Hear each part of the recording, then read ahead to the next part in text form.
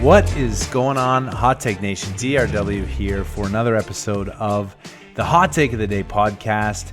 And today we have a very timely guest in light of the insane action in the market, negative $37.63 in oil yesterday. And when that happens, you want to talk to a lawyer to understand the details about your shut-in provisions and clauses. So today, boom, Breezy Carlson with the Kuiper Law Firm has graciously graced us with her presence. Breezy, welcome to the show. Thank you so much for having me. I think it would probably be better never to need to know about your savings clauses.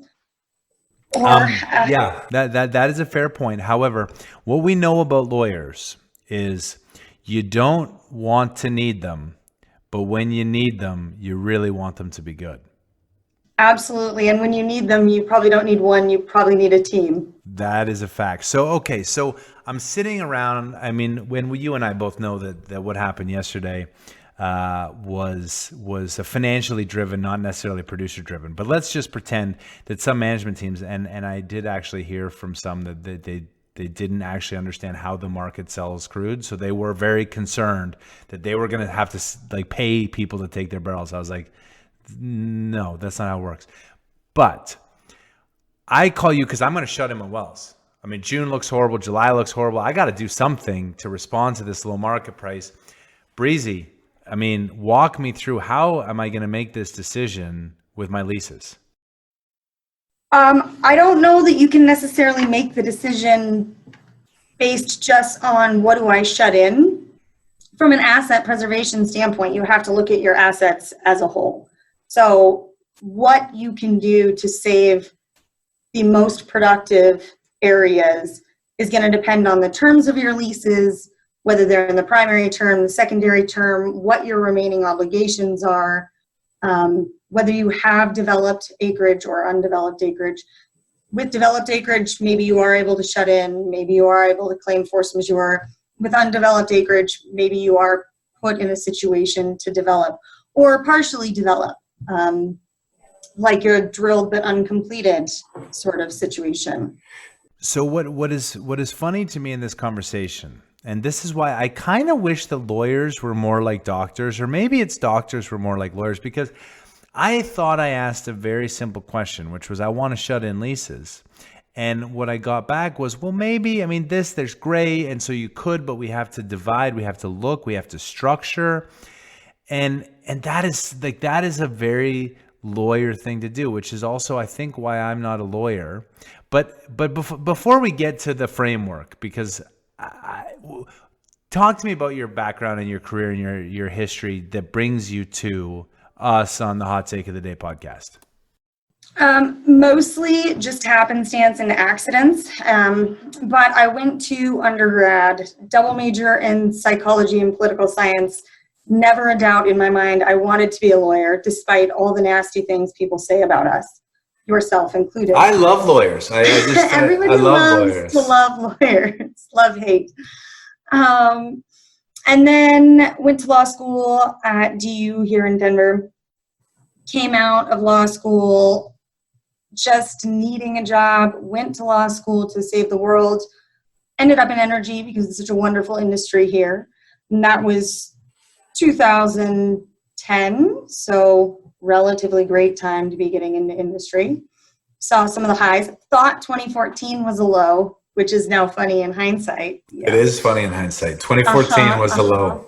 Mm-hmm. Yeah, but started in-house through a broker, so got some field work there, and then the operational side, spent a couple years at Samson, pre-KKR, dabbled in the bankruptcy viewing. And then went into private practice and have been doing that for the last 10 years, mostly leasehold regulatory contract review. So do you remember in 2014, do you remember a time when clients were looking at shutting in wells? Because I seem to remember 2014 was the last time we really thought about shutting in wells. And then I remember again in 2006, 7 timeframe, maybe it was 8, but I was in Anadarko and we were looking to shut in wells because gas prices were so low. Well, how's it different? How is it different? I mean, you sort of made a joke about back in 2014, the boom of the bust time. How do you think it's different now? In hindsight, I think 2014 felt catastrophic, but it was industry isolated in very large part. This that we have today, I have a very hard time feeling sorry for myself because every industry, every American citizen, we're all in the same spot. Everybody has the same amount of uncertainty at this point. So it's just, I don't know if that actually insulates me from feeling that it's catastrophic. Maybe it's just more surreal. But it is definitely different. And I don't know if that's for the better or for the worse. I think in the long run, on paper, it's by far for the worse. But in the interim, as far as the emotional response goes, I think it feels better than 2014. At least we're all in this together. The world is ending and we're all in it together. It does kind of make me think, like, in a zombie apocalypse, how would I respond? I mean, clearly I would grow a beard quickly. Not just because, like, I mean, who prioritizes cutting their hair in a zombie apocalypse? I think you just hoard wine, maybe toilet paper, possibly baby chickens, whatever it is that makes you feel comfortable. And then you do the same thing you do when somebody talks about coronavirus. You just hide. Well, it is. I know that people have talked about the whole psychology of toilet paper hoarding, but it is. I mean, so it brings up two hilarious points, because number one, like, the toilet paper was like, clearly everyone else was doing it, so you felt like you had to do it, and it was such a shocking, like, that people run very, very close to the edge of running out of toilet paper, which makes you think, like, you know, the number of times you sit down and then you look and you're, oh my God, there's no toilet paper. And then you yell to someone in the house, you're like, can you get me some toilet paper? But then this is now, like, now someone outside your house, like in a mall, needs to hear you to come running. So that's crazy. But then even more crazy is, I know for a fact that people were hoarding booze. Like in Denver, when the governor said, you know, liquor and pot are not required, like they're non-essential, and like people, everyone I know, and I'm sure everyone you knew, like, went to the store and, like, you were gonna hoard up. And the amazing thing is, like, there's still so much alcohol available. It shows that even in a time when we all drink more than we think and buy more than we think, there's still a tremendous amount of alcohol available. That is, supply demand is crazy. Supply demand is a real thing.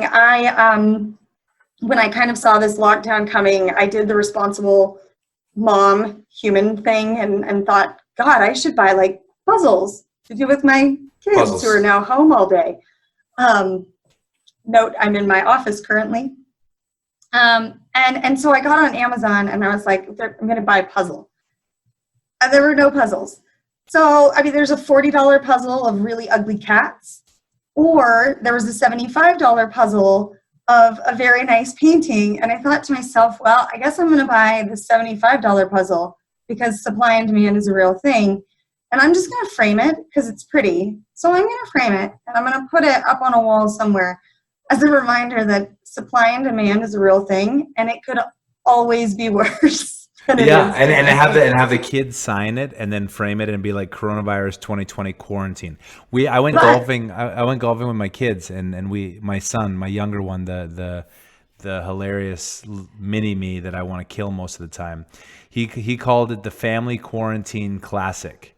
Was the golf tournament that the four of us were playing, and he was quite convinced that he was going to be the Quarantine Classic champion. So we're gonna have to get a picture of that, so you can frame your art very similarly. You better order him a trophy. I mean, I had to laugh though. One lesson I did learn, speaking of the hoarding of the alcohols and the $75 puzzle, a friend and I would regularly puzzle after maybe having a couple glasses of wine, and it turns out my puzzle performance is highly correlated to my wine intake. Inversely correlated or correlated? It turns out the correlation is inverse because, you know, you wake up the next morning and you're like, those two pieces aren't even the same color. If I just force it harder, they're meant to be together. Different shapes. Yeah. Yeah, I think a lot of that's why I do have a motto, which you may have heard, but it's called "Write drunk, edit sober," because I generally write posts at night, and back before we did the website, I would definitely read them again in the morning just before I hit publish, and I'd be like, and there was this one, I don't even know what it was a very long description of something. And I read it the next morning and I was like, what? And so my post became, this post used to be longer. That's why my motto is write drunk, edit sober. Obviously the new world doesn't work because I have to publish the night before. But okay, so we were talking about supply demand, which is a real thing. It is massively impacting oil. Therefore, shut-ins are going to happen. And so what kind of framework would you use to walk your clients or people thinking about shut-ins through how to do it in a structured way? So when we discussed me coming on here, I did some musing about how to most effectively and or in the most useful manner present my knowledge. And of course, me being licensed in Colorado, I have to limit my detailed legal advice to Colorado. But if you, look at LinkedIn, Google any force majeure, shut-in, anything right now. Law firms are cranking out free webinars and free papers and free you name it, summarizing the law in any given state on each topic. And so I really felt like maybe the most useful presentation of my knowledge base and my wheelhouse would be less about the detailed nuances of the legal provisions and more about how I would attack it. Funny that you bring up 2014. In 2014, I co-presented on lease maintenance, again, because we thought the world was burning. Turns out it was just smoldering. And so I repurposed that presentation and kind of created a how Breezy would attack this, titled "What Would Breezy Do?" Possibly related to some sort of deity complex. But I'll share my screen with you if you'd like. Yeah, please. That'd be great. And while you're pulling it up, the smoldering there's this great video going around online right now about a woman who goes and revisits herself from January. So it's April and she goes back to January and says, "Hey, there's a couple things I need to tell you." And she's like, "This is the greatest time ever for climate change." She's like, "Yeah, those Australian wildfires were a really big deal. That will be the defining moment of 2020. And she's like, "The what? Oh, yeah. No, you would think that would be a big deal, but yeah, no, you're gonna change your definition of a big deal." And I kind of feel like the smoldering of 2014 as compared to the raging fire that is today is a real thing. So, okay, so you have a slide for those who aren't watching us on YouTube. You can follow our channel on YouTube where we're starting to record these because now Zoom is the thing to do. Breezy, walk us through what this slide is telling us. Will do. Okay, so first I have to start with my lawyerly disclaimer, which, like a lawyer, I put in very tiny print at the bottom, which reiterates that my list of savings clauses touched on is not exhaustive and, of course, subject to all state variations and changes in precedent. And then I translated that for people who aren't lawyers, and it just basically means consult with your lawyer before you listen to a lawyer. Yeah, it makes perfect sense. Best advice I can give you today. You're the only career that actually needs another person to come into the room to clarify what the first person said, thereby double billing. It is a genius. And oh, you know what? I would love to just agree with you on that, but we're going to have to write this in a legal agreement, and then we'll probably change it if things change post tense. But let's deal with that down the road. We're all friends here. If you ever end up extremely hard up for podcast content, we could spend an hour going through the lawyer's code of ethics, because we're the only profession that also needs examples that illustrate all the ways we can or cannot argue against our own rules. It's not just a rule. It's like a rule followed by 26 examples of what falls within the rule and out of the rule. So we actually have rules about our rules. It's just fascinating to read. So we could chat all day about that. But My schedule just filled up. I don't know that I'm going to be available for that one. No, just kidding. Okay, so we have the lease preservation plan with legal disclaimers. Yes, with legal disclaimers. So basically, I have a couple rules to live by. And I think at the outset, they're the most important thing to go over, because all of these savings provisions that are going to save your leasehold, and arguably many of your contracts, they are creatures of contract.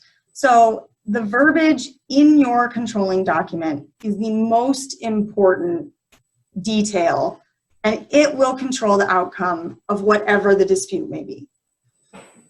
So details, always the most important thing to focus on.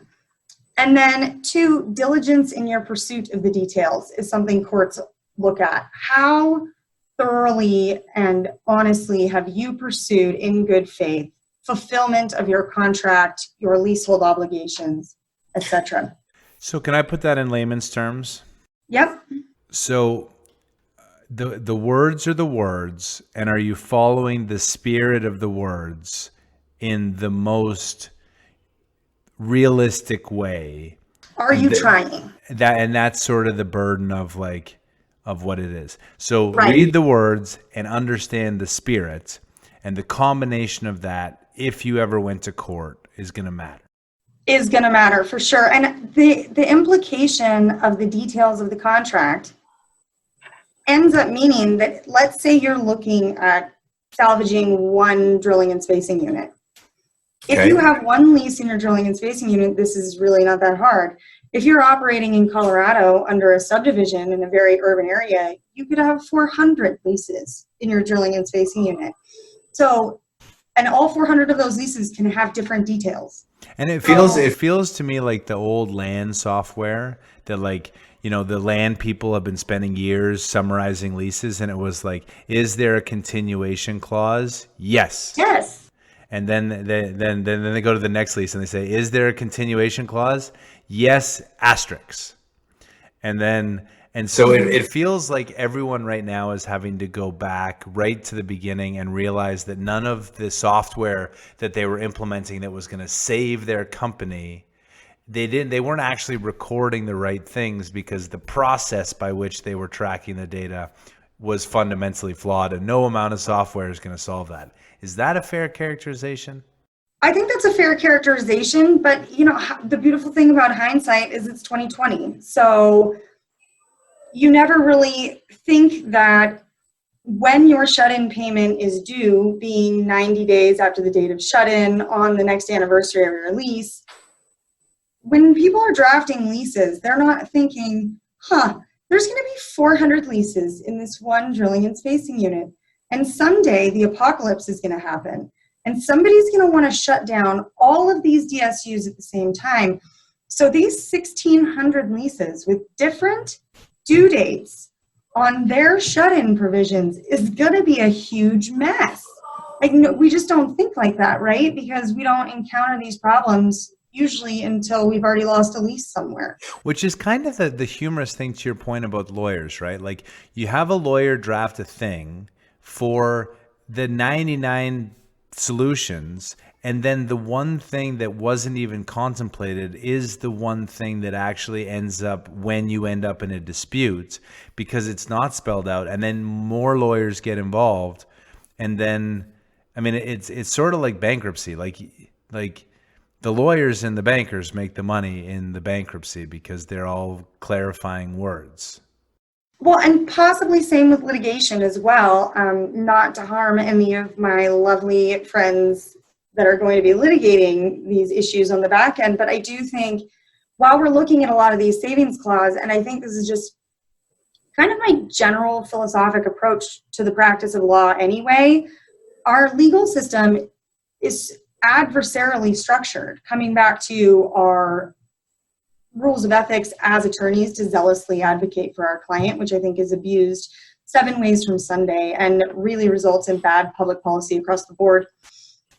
And to the multi-party, it's either I win or you lose or vice versa. We don't have near enough middle ground. And when we're in a situation like we are today, probably one of my biggest objections to the discussion of these savings clauses in general is that we're approaching it with, how do I protect myself?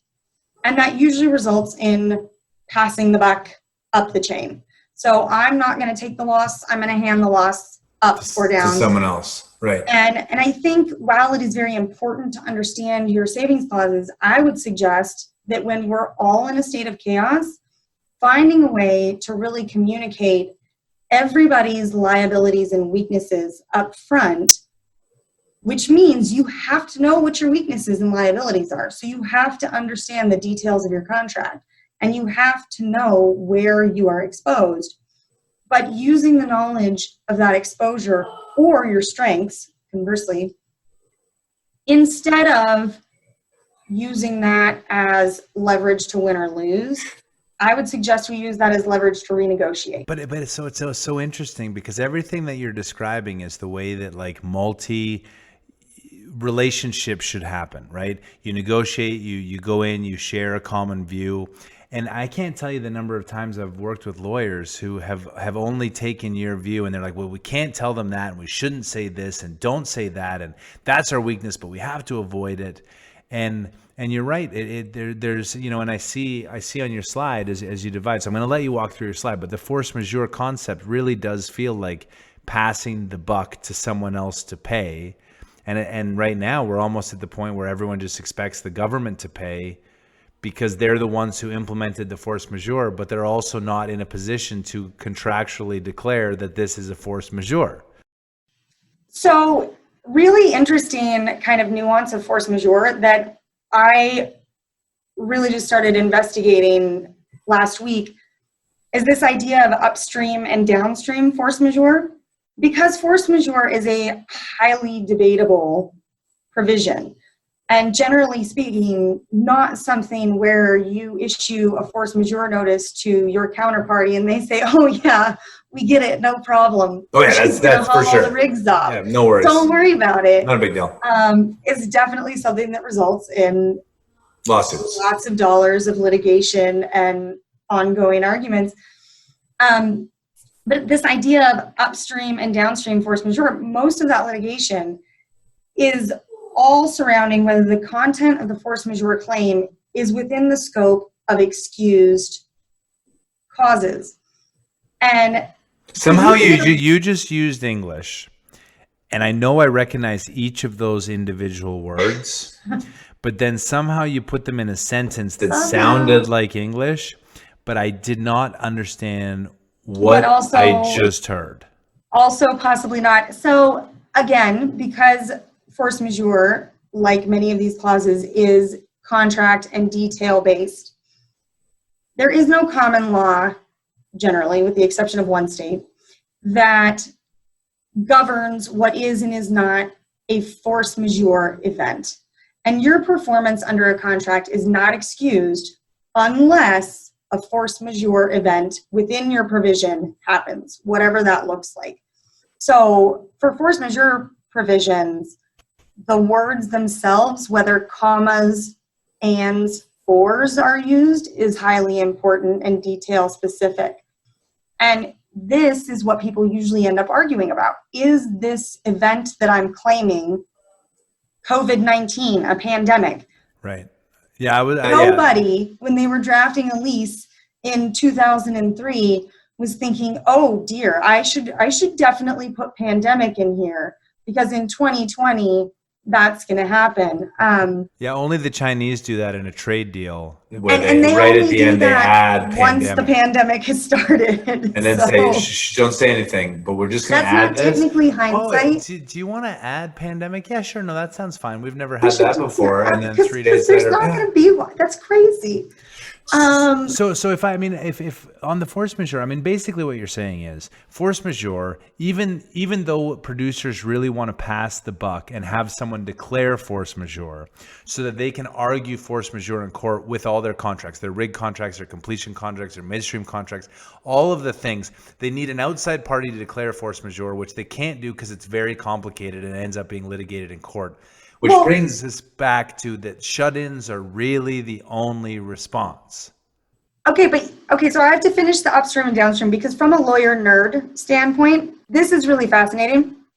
So let's say your rig contractor claims force majeure on you, and then it really wasn't valid. No act of God happened. There was no fire. There was nothing really in that provision that justified their force majeure notice to you up the chain.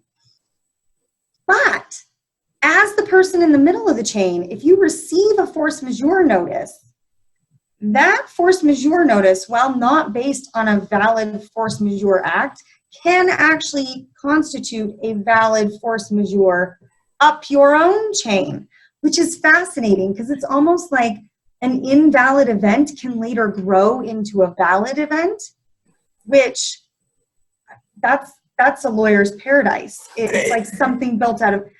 It's so fascinating to hear you talk, for like, honestly, because like the way a lawyer's mind has to work. So like, I think that this is also an episode. It's not just for Hot Take of the Day listeners. It's for people whose kids tell you that they want to be a lawyer. I think need to listen to the episode to see if they understand the nuances and the gray areas and the caveats and the exceptions, and like there's just no blanket for anything, and it is just the way it works. And so I'm hearing you because I wanted to be a lawyer because I like to argue. So I was like, I would be a great lawyer. And everyone I say that to that is a lawyer is like, you're kind of a big picture guy. Like, now I'm visionary, but I can, I can really dive in to the details. And they're like, yeah, when you want to dive into the details. Yeah, but generally, like, big picture, like, and you're going to say things at court like, it's all worth zero. It's all worth a lot. It's carnage. You're going away. You're dying. You're living. Very broad brush, and everything you say. So it's fascinating to hear the different approach. I can get very excited trying to think of ways to change a sentence or even bury a sentence or interpret a sentence such that I can spend 4 hours of my life excited about one sentence. Well, plus you're billing for that because the way you interpret that one sentence and where that comma is, which reminds me of that song, The Hamilton. It's like, just the placement of the comma when it said, my dearest Angelica versus my dearest comma Angelica changed the meaning of the sentence. And it's done in a song. So I learned how important the comma was. There's also a really great meme about that, which I won't describe in entirety, something about an Uncle Jack and a horse and where the comma goes. So if you ever want to Google the importance of commas, Uncle Jack and a horse, that one always gives me a good chuckle. Yeah, be careful when you're doing that at work because that also feels like it could go to a deeper place. But okay, so I want to go back to the might need a lawyer. I want to go back to full screen, but I want you to say, okay, so your table here is there's undeveloped leasehold and there's developed leasehold. Those both have different ways to think about it. And in the developed, there's going to be shut-ins versus force majeure. And in the undeveloped, there's the drilling continuous clause. And each of these leases has to be characterized this. And if we tie back right to the beginning, it's the spirit of the wording and where the commas are. And are you serving in the best principled way that is a reasonable person would interpret that sentence that way? Is that a fair summation? That is a fair summation. And the reason I would break it down in a tree is because when we're talking about detailed contracts, and so many of them built on possibly inefficient or poor data organization, at the end of the day, there's a very real possibility that you are going to have to categorize your losses based on order of priority. So the first thing I would do is find my most productive assets. Right. Fish where the fish are. And the things I'm most focused on saving and start there. Yeah, because you can't. I mean, everything is trade-offs, right? You can't save everything, and so this what I hear a lot of. Oh, well, we're going to lose our leases, or we can't shut in wells because the reservoirs might be damaged. But again, life is about trade-offs, and so fish where the fish are. If your highest value lease is 30% of your production, do that first. summarize it, feel comfortable about it, put the lawyers on it, hire 5 lawyers, 3 laymen, 2 investment bankers, and manage it. And then there's stuff way down the line which doesn't matter. And if you get to it, you get to it. If you don't get to it, you don't get to it. And I know people don't like that answer, but like if it's 0.1%, you just don't shut down the entire. Hold on, don't we shut down the world 1.1%? Oh, I digress. Well, productivity, absolutely. And then there's also factors to consider like regulatory. DSUs in which you are likely never going to be able to get control of operatorship, where you've been battling for permits for years, or, there's or where your leasehold covers an insane amount of acreage, obviously significantly more valuable than a smaller lease somewhere else in a DSU that you deem less productive. So I think there's a lot of factors to consider in what is productive and what is not. But for sure, you're going to have to focus your efforts on what you want to save.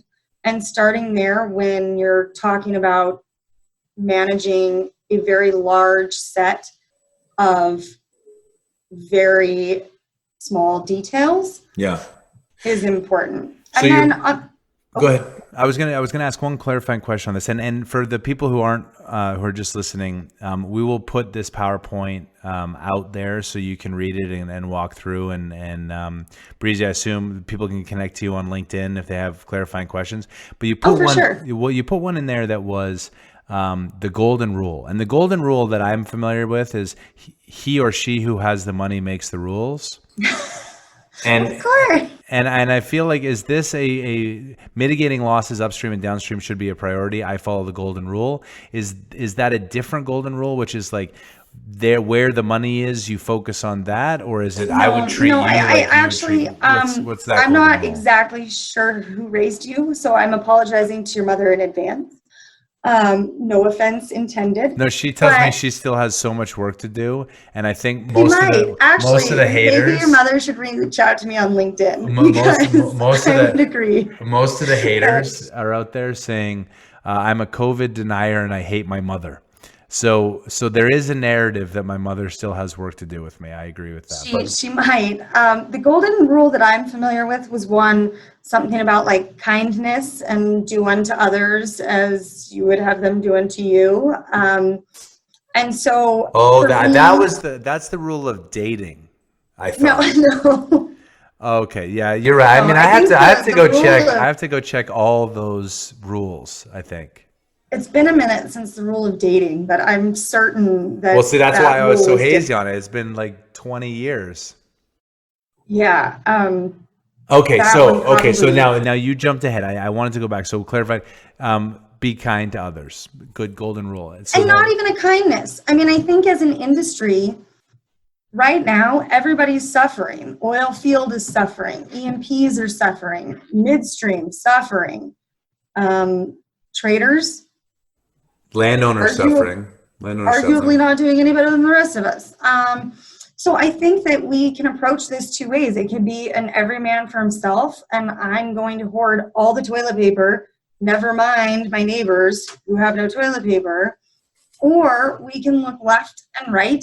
We can know all of our avenues to preserve our assets, and we can keep as many of our drilling contracts as we can by renegotiating them with new realistic objectives, or maybe even activities like reclamation instead of completion. And we can try to find ways to preserve our assets that aren't to the detriment of our industry partners, be it downstream, upstream, or competition. Yeah. Because at this point, there's going to be so much attrition adding to it. Yeah. I just really don't know if that's, in my opinion, the best approach. No, that's fair. Okay, so skip ahead to that other slide, and then we'll go back in full camera mode. But as a lawyer and as a person who's not stupid and as a person who would agree that maybe money matters sometimes, I did put under there that knowing your lease is leverage, because if the golden rule doesn't prevail, it's nice to know whether you will or will not win in court, just in case. Fact. So I kept this really brief. There's so much with every one of these topics. And in actual fact, I didn't even reference the law. I put a short summary. of the basic broad legal premises. Again, I love that this is a simple slide, and for those who aren't looking at it, there are Word documents, there are blogs that I write every morning that have less words than this, and this is simple, which I love. I mean, it's just it's the legal mind. The legal mind is crazy. It's a dark, crazy world. It's the matrix for sure. And I broke each topic out between fee leases and federal leases, just to try to give everybody a landscape of the same topic for different kind of assets, depending on what basin you're in and what kind of problems you have. But I mean, this will be on your website. People can look at it, help themselves. The little BPs stand for best practices, and that's my way of communicating. Hey, if I were you, I would make sure I look at this. Yeah. So perfect example, somebody actually mentioned this to me. Under shut-in, I reference confirmed substances covered and limitations of contract. A lot of shut-in provisions in the early iterations only applied to gas. And there's a lot of conversation these days between what is a gas well and what is an oil well and what's determinative of that in each basin. And again, different state to state. But is an oil well that produces gas a gas well? Arguably yes and no. And if it's gray area, who determines? Is it what the well was permitted for by the commission? Is it case law established? How do we argue about this one little detail? And how do we determine what we can and cannot shut in under our provision?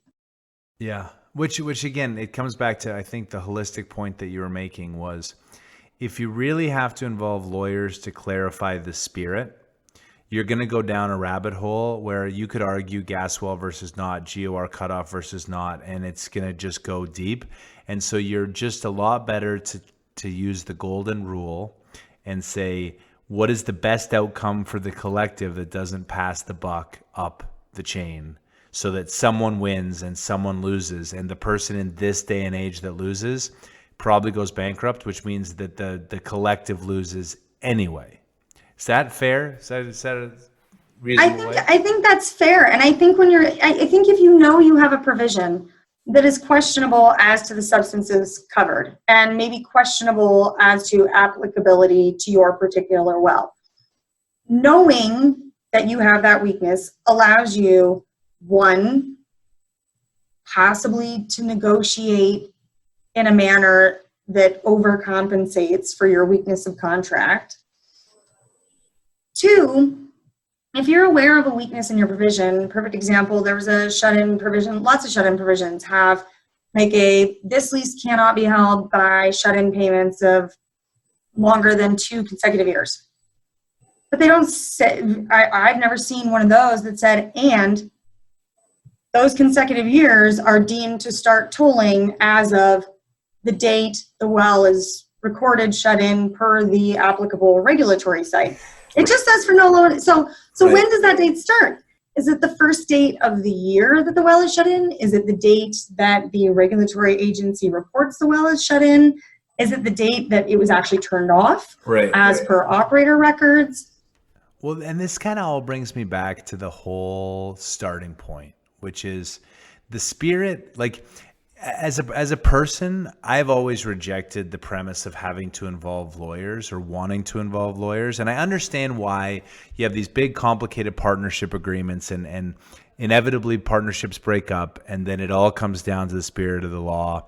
But it's not really, because then one has more and one has less, and then you could sue, but you don't sue. Like, so, but we spend all these times negotiating all these things instead of, the old way, when you could handshake before COVID and just be like, I want to see you do well. I want to see you drill my wells, my land, and give me a royalty and be a good operator.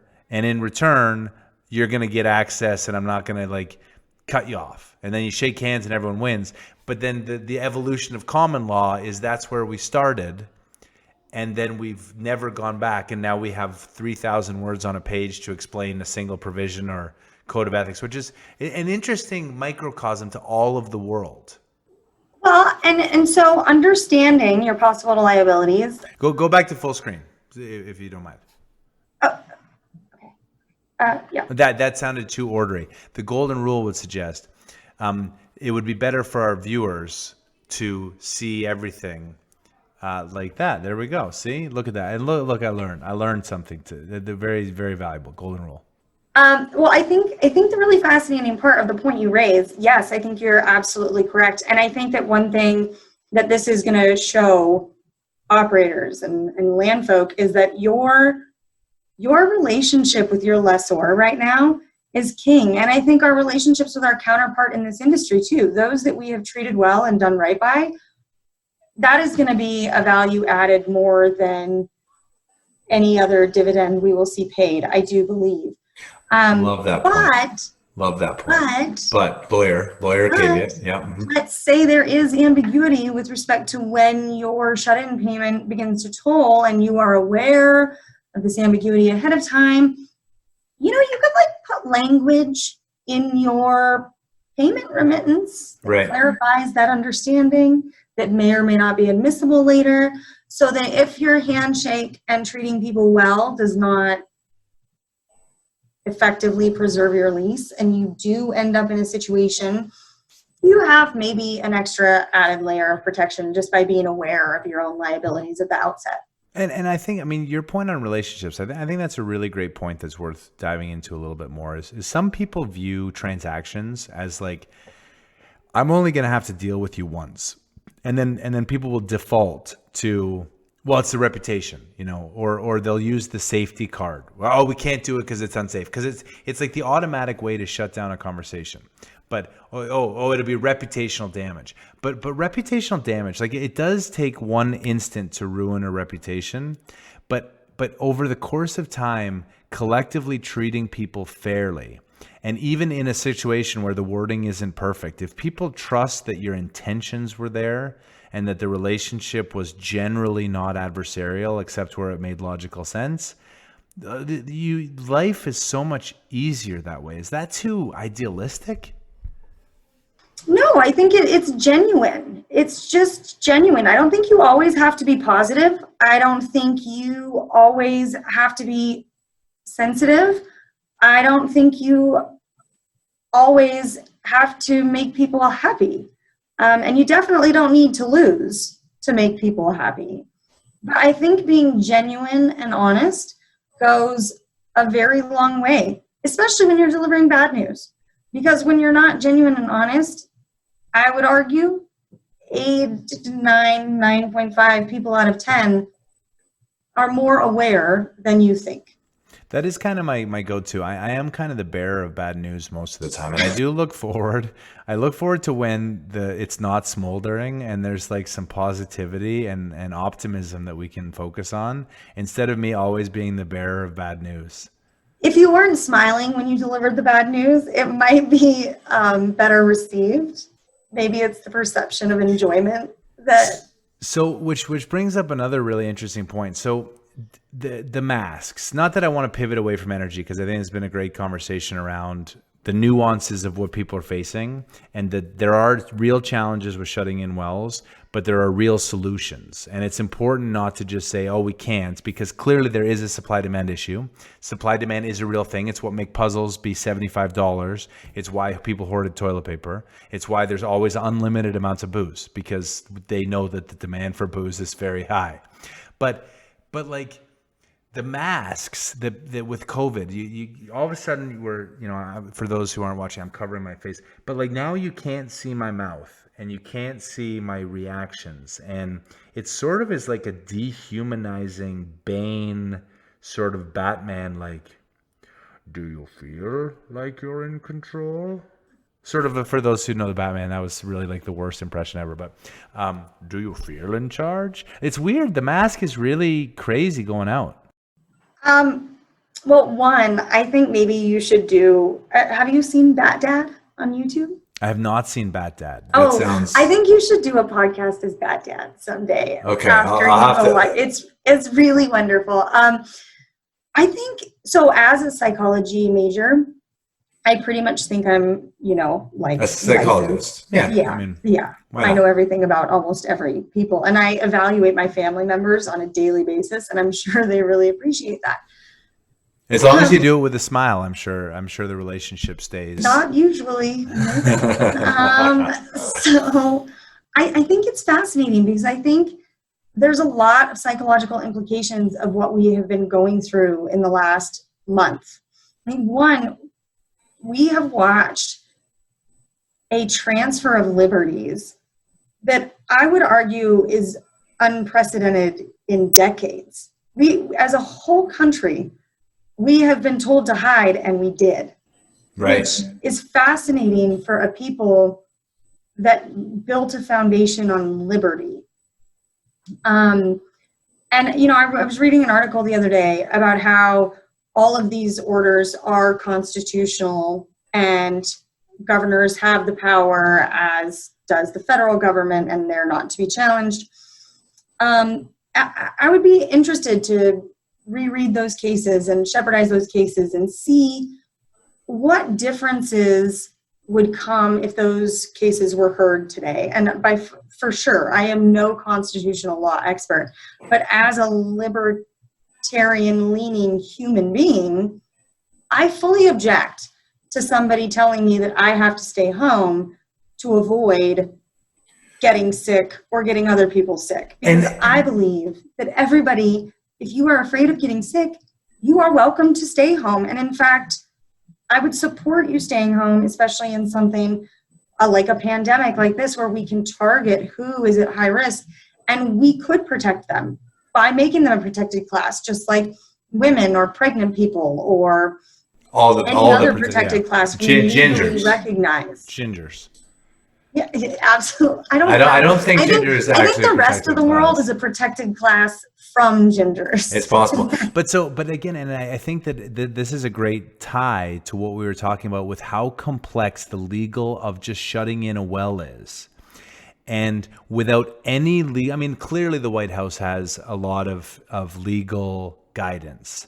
But without actual litigation and going to the Supreme Court and asking for an emergency hearing on the taking away of the liberties, and what does what do all of these things mean? The right to assembly, the right to freedom of speech, the whole thing is a legal quagmire, and without any nuance or gray area, we've just been like, here's what we're going to do. We don't know if it's legal or not, but don't bring a lawyer to the party. Is that? It's fascinating, and I think that's the way everything in the world is. I actually think I might have put that in an email this morning. Like, I'm not sure if this would hold up in court, but you don't know until you try, and you don't have anything to lose, only something to gain. Like, right. Maybe give it a whirl. And I do think that you can push the envelope until the envelope pushes back. And unfortunately, a lot of those decisions are made in court. And it is after long and costly bouts of litigation. You can look at like reopening society and businesses. And there was an article about, oh dear, businesses, are they going to want to reopen? Right. Based on the possible liabilities. And I was musing about that. Also not my wheelhouse. But, once you've gone to law school, you're a pseudo expert in everything with a psychology major. Well, obviously. Double whammy.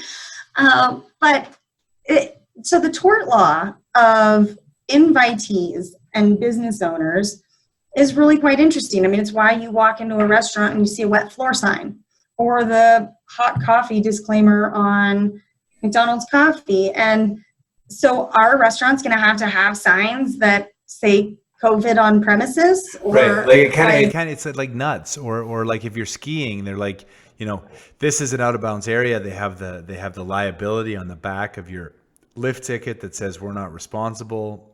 Like, yeah, I mean, that's a really great point. Is do restaurants need to put this site may or may not be COVID free so that consumers don't sue them, when we would never have thought to do that for the flu?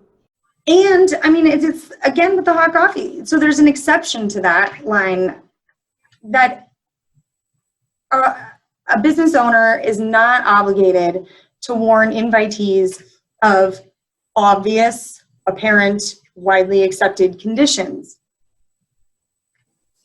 So Right. Is this virus one of those? I mean, I would argue yes, like everybody in their right mind knows. If you go out, I mean, and we're in the middle of a pandemic.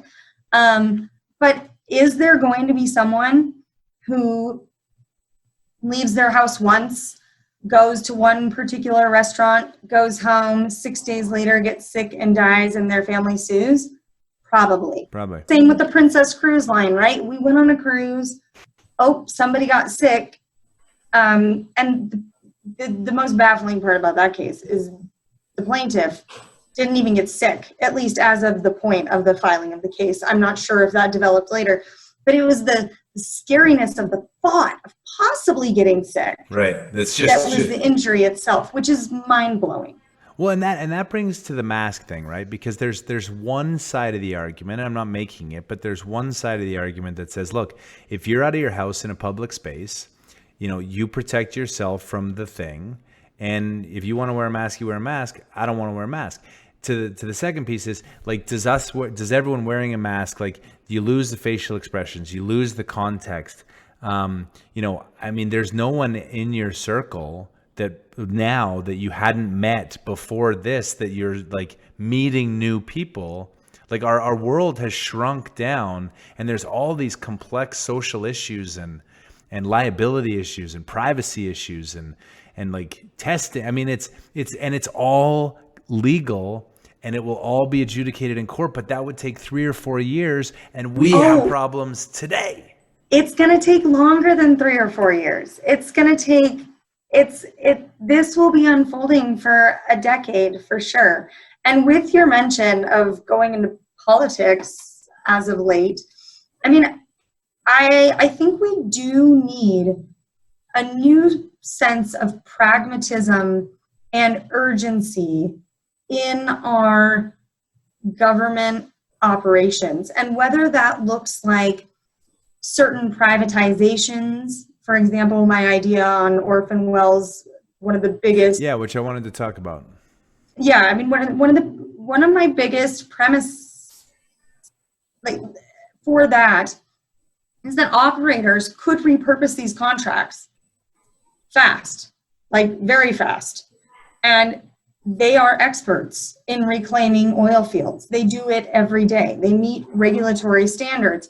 But because control of that program is vested in our regulatory body, we spend most of the funds allocated hiring and learning and teaching ourselves to do something that we already have experts in the field who are now laying people off and firing people while we have other people learning to do what they're doing. What they're doing, yeah. Without actually reclaiming anything. Right. So the efficiency, it really, we need to look at our efficiencies and how we are running. Well, and I mean, I think as a larger context, so we'll talk about the Orphan Well issues, but on the government issues, I mean, part of the issue that I'm seeing is that there are experts who work in the fields and we don't trust them. And so I'm not going to make this left versus right, but it seems like people who are generally left-leaning don't trust billionaires and corporations to do the right thing, but they trust the media that is owned by billionaires and corporations to tell them what they're doing is right. And there are experts in place that could go execute if you mandated them to go fix it, and the government was sort of like the last arbiter. So that, for example, the Fed jumped in and bought municipal bonds as the buyer of last resort, because literally if they didn't do it, the market would have collapsed. So government needs to be there to like protect against the crazy extremes, but let people do their job. And so what I loved about your solution was orphan wells are a real problem. They need to be abandoned, and they're going to be a liability of the people and the taxpayer and the state. And there's a whole bunch of experts in the industry that right now aren't drilling wells. Can we stimulate by using money, like in Canada? They actually had an emissions program and an orphan well program as part of their bailout. And ascribe those dollars to fixing a real problem using the experts in the industry that are no longer engaged doing what they used to be doing. I thought it was a great idea that you put on LinkedIn. Have you got any feedback on that? I've gotten some feedback. I actually just heard back from Dan Healy at Koga the other day, and that would be wonderful to have him on board. The more I've thought about it, I do think the most effective way to pursue the idea with having any sort of viable outcome will be through legislative amendment. But the thing I love about the idea is it doesn't mandate that operators spend any additional funds. We have existing funds. We have a $5 million appropriation from the general fund along with our bonding funds paid into this reclamation fund that are immediately available for use. And we haven't used them all. And I'm pretty sure a couple $1 million pays salaries for at least a little while. And for some people, I mean, it's not a catch-all, but it's not a catch-all. And solution. Then, you know, if you're talking about damages in breach of contract, if an operator has the ability to look at their drilling contracts and say, okay, I can go back to my oil field services company and I can say, look, I'm going to claim force majeure on this contract, and I probably can, and I have a 70% chance of winning. Or we could sit down at this table right now, we could redraft these numbers, and we could make this a P&A reclamation contract, and it could cover this amount of things for these amount of dollars, and then we waive all rights to breach of contract. We're not going to argue about that, and we're just going to go out and we're going to clean up this oil field. And hey, you know what? Maybe I can take the final dollars that I renegotiated that contract for, which, let's be honest, are probably commercially reasonable because these operators negotiate these contracts all the time. Right. And I can pitch that back over to my regulatory body, and I'll get future bonding credits, which is real cash out of an operator's pocket. And you know, the flip side is, as an operator, you have to go through an approval process to even be able to have the right to P&A a well for the state, which is amazing because we say that operator A can P&A a well for themselves, for sure, but they can't P&A an orphan well because somehow their expertise is not applicable. Like, it's illogical. But if you look at the amount of money we spent on 181 or 112, I mean, numbers that have been cited towards 30 million, right? And I have not checked this data, so. But I've heard the same numbers, and I think that they're in the range. For sure. Yeah, and we have this big conversation about ESG, and so we are dedicating time and energy and funds towards social. I'm pretty sure if we went and cleaned up all of Colorado's oil fields, that probably reflects positively on the E and possibly the S. And maybe even the G. I recorded a podcast earlier this week with Tisha Schuler, and she has come out of being an environmental activist and now is sort of more an advocate for energy. And we talked a lot about the social governance to lead and to act. And what you're talking about really it sparks my mind in what she said is visionary leadership, and that we need to change the way things were done. And, you know, the company A can't abandon this well because it's an orphan, but they can do this, and we have to do this, and this rule is this, and all of the things that have held us back.